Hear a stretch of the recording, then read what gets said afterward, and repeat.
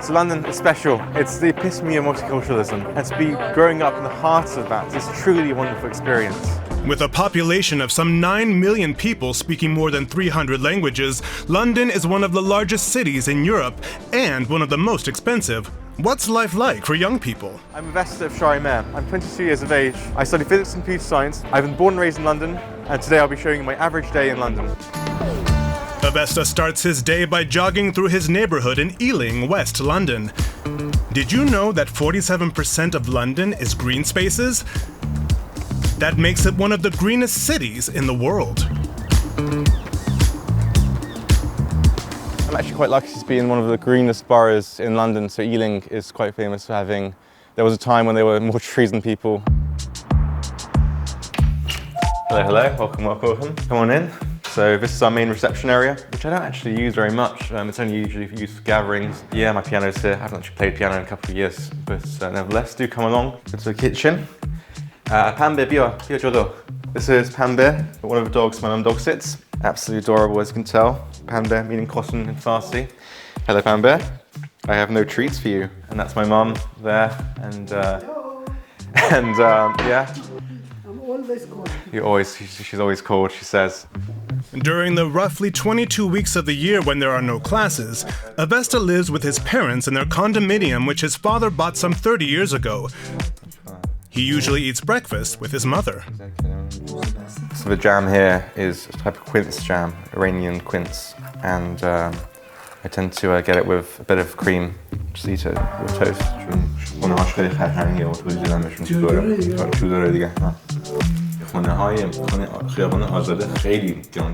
Avesta's parents are both from Iran. His mother came to England 25 years ago. At home we just don't speak in English, we speak in Farsi or Persian, and everything in the home is practically Persian. We don't really have a very British sort of cultural house, in the sense that I actually never tried proper British food until I went to university. Yeah, so this is our Hafsin, so as Persian New Year was just a week ago. We've got a symbolic table consisting of 7 symbolic items that represent spring, and we have this on for 13 days. It's a symbol of hope for us, a symbol of tradition, and in these uncertain times it's very important for us to maintain hope. I'm ethnically Iranian. I've been born and raised in the UK. That's typical of London because there are multiple people across London who would say that they don't have just one cultural identity, they have several. So British Indian, British Iranian, British anything really. That's very important to me, to maintain both my own ethnic and original heritage cultures and also the culture where I've been born and raised. So this is my room. It's surreal to think that I've actually lived here in this room for the past 22 years. 2 decades of changes, quite surreal. So this is my book collection. A total of about, I think, 423 or so books now, which is quite a hefty sum. It's a lot of books, and over here I've got my whole multicultural books section, so books in other languages. So I'm fluent in 4 languages, and I'm proficient in 3 more languages as well. So that's English, German, Persian, and French, fluency, and proficiency in Chinese, Russian, and Swedish. But Avesta isn't studying languages, rather physics and computer science at Durham University in the northeast of England, one of the best universities in the country. Unlike in many EU countries, universities in the UK are not free. The fees at Avesta's university are £9,250 per year, some $12,000 US. I get a full loan because my parents are both pensioners, and I also get a grant, a scholarship on top of that. But I also hold 2 jobs as well. So I work at a bar and I also work in the lab. And over the summer I also worked in the civil service for 4 months. And that's how I get enough money to live in decent accommodation during university term time.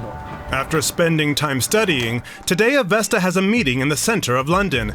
It takes him around an hour to get there by subway train, called the Tube. This is my local station, North Ealing Station. It is on the Piccadilly line. It's one of the least used stations in the underground.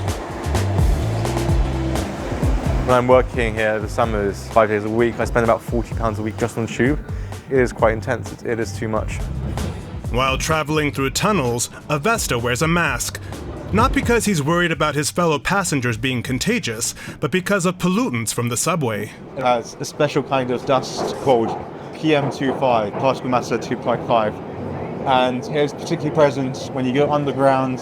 It's not that much of a problem for the healthy person. I prefer wearing a mask just because of the longevity. I like the health benefits. Each day, as many as 5 million passengers ride the various subway lines in the British capital. Tourists often block the way in the city centre.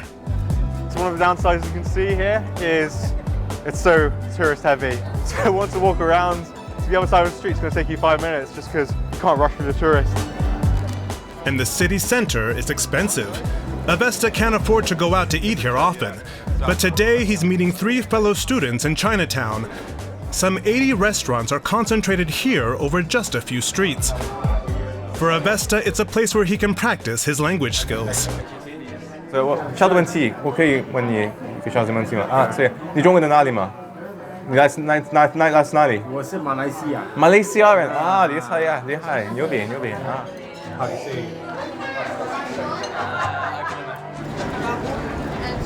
好，大家好，欢迎在唐人街在伦敦，所以我们今天在伦敦，然后我们现在吃饭了，然后对呀，所以so as I said just now, we are in Chinatown in London, and we've just had some food, and this is actually one of my favourite spots in London because it's just a tangible sense of Chinese, it's a tangible Chinese community. The South Bank is a popular meeting place, in part because it's free to just hang out along the Thames River. The cost of living in London is rising. The average rent for new leases on apartments is some £2,100 per month, around $2,800 US. There's a lot to like in London. There's so much more to do compared to where I grew up, and many more opportunities for work. But the obvious downside is the cost of living. So rent here is about double the price of in the northeast, where I grew up.